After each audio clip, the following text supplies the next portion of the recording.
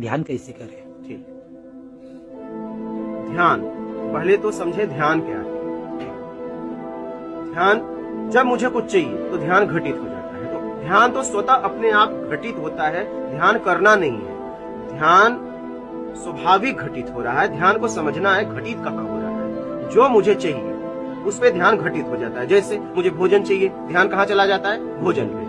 भोजन को मिल गया तो ध्यान कहीं और चला जाता है। हमारी जरूरतों में ध्यान घूम रहा है। आप समझ रहे हैं? ध्यान तो हर वक्त घटित हो रहा है, हर समय घटित हो रहा है। कहाँ हो रहा है? इच्छाओं।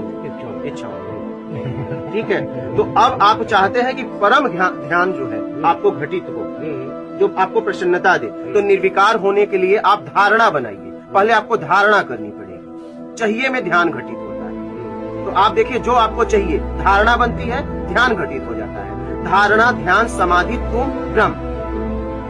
समझ रहे हैं? तो आप जो है निर्विकार होने के लिए धारणा बनाइए कि मैं छल, कपट, चोरी, बेईमानी, चापलूसी, मक्कारी, धोखा, पाखंड से कैसे मुक्त हो जाऊं। जब इसके लिए आप पक्की धारणा बनाएंगे तो ध्यान उसमें घटित होगा और अपने आप धारणा, ध्यान, समाधि, तुम ब्रह्म अपने मैं तक पहुंच जाओगे।